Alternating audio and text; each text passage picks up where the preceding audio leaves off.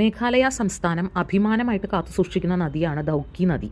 ഇതിലെ വെള്ളം നല്ല ട്രാൻസ്പെറൻ്റ് ആയിട്ടുള്ള വെള്ളമാണ്. താഴെക്കൂടെ പോണ മീനിനെയും മറ്റ് ജലജീവികളെയും മണലും എല്ലാം നമുക്ക് മുകളിൽ നിന്ന് നോക്കിയാൽ തന്നെ കാണാം. ഈ ഫോട്ടോ നമ്മൾ നെറ്റിൽ നോക്കിയാൽ മേഘാലയ ടൂറിസം എന്നടിച്ചു കൊടുത്താൽ ആദ്യം ഈ നദി വരും. പക്ഷേ അതിൻ്റെ ഇന്നത്തെ അവസ്ഥയാണ് ഇപ്പോൾ ഈ കാണുന്ന ഫോട്ടോയിലുള്ളത്.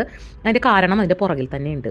ധൗക്കി നദിക്ക് കുറുകെ ഒരു വലിയ പാലം വരികയാണ്. ആ പാലത്തിന് വേണ്ടി അവിടുന്ന് മണ്ണെടുക്കുമ്പോൾ ആ മുകളിൽ നിന്ന് ഇടിഞ്ഞു വീഴുന്ന മണ്ണും കല്ലും ഒക്കെ ഈ നദിയിൽ വന്ന് പതിക്കുന്നത് കൊണ്ട് ഇപ്പോൾ ഈ നദിയുടെ വെള്ളം കലങ്ങി താഴെയുള്ളതൊന്നും നമുക്ക് ദൃശ്യമല്ലാത്തൊരു രീതിയിലാണ് ഇപ്പോൾ ഈ വെള്ളം കിടക്കുന്നത്. പിന്നെ മലയിലെ മഴയും ഉണ്ടെന്നാണ് അവർ പറഞ്ഞത്. ഈ നദിക്കൊരു വലിയ പ്രത്യേകതയുണ്ട്. കാരണം ഇത് ഉത്ഭവിച്ചു കഴിഞ്ഞാൽ ധൗക്കി വരെ മേഘാലയയുടെ അല്ലെങ്കിൽ ഇന്ത്യയുടെ നദിയും അത് കഴിഞ്ഞാൽ ഇത് ബംഗ്ലാദേശിൻ്റെ നദിയുമാണ്. ഇതിൻ്റെ അതിര് ഒരു കയറ് കെട്ടി തിരിച്ചിട്ടുണ്ട്. അപ്പുറത്ത് ബംഗ്ലാദേശും ഇപ്പുറത്ത് ഇന്ത്യയാണ്. ആ ബോർഡറിൽ BSF കാവൽ നിൽക്കുന്നുണ്ട് നുഴഞ്ഞുകയറ്റക്കാരെ തടയാനൊക്കെ ആയിട്ട്.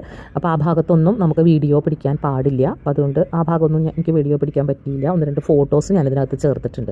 ഇവിടെ എത്തുന്ന എല്ലാ വിനോദസഞ്ചാരികളും 3 പേർക്കിരിക്കാവുന്ന ഒരു വഞ്ചിയിൽ ഈ നദിയിൽ കൂടി ചുറ്റിക്കറങ്ങുന്നത് ഒരു പതിവാണ്.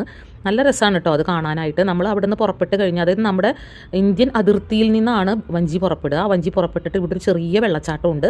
ഈ വെള്ളച്ചാട്ടം വരെ നമ്മളെ കൊണ്ടുവരും. വെള്ളച്ചാട്ടത്തിൻ്റെ അടുത്തേക്ക് പോവില്ല, കാരണം ഒഴുക്ക് ശക്തി കൂടുതലാണ്. അപ്പോൾ അവിടം വരെ ഒഴുക്കിനെതിരെയാണ് കേട്ടോ നമ്മൾ വഞ്ചിയിൽ വരുന്നത്. ഈ വെള്ളച്ചാട്ടത്തിൻ്റെ അടുത്തെത്തുമ്പോൾ വഞ്ചി തിരിച്ച് പിന്നെ ഒഴുക്കിനൊത്ത് നമ്മൾ തിരിച്ച് അങ്ങോട്ട് തന്നെ പോകും. അങ്ങനെ ഒരു 20-25 മിനിറ്റ് നീണ്ടു നിൽക്കുന്ന ഒരു വഞ്ചി യാത്രയാണ് ഇവിടുത്തെ പ്രധാനമായിട്ടുള്ള ആകർഷണം.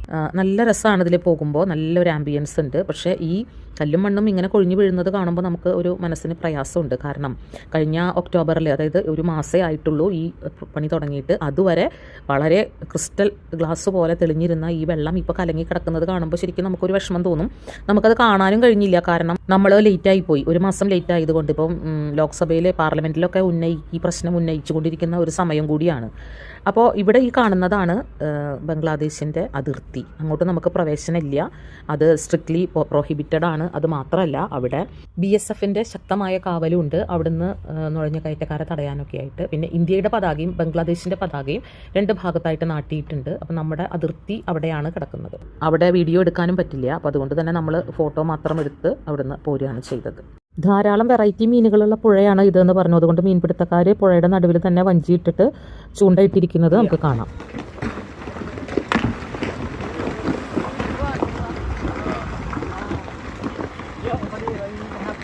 ഇതാണ് ഇവിടുത്തെ അവസ്ഥ. എന്തായാലും കുറച്ചു കാലം കൂടി ഇതേ അവസ്ഥ നീളും എന്ന് തോന്നുന്നു, പാലം പണി കഴിയുന്നവർ. അതിൻ്റെ ഇടയിൽ ഒരു മനോഹര കാഴ്ച കണ്ടു കേട്ടോ. ഇതാണ് ആ കാഴ്ച.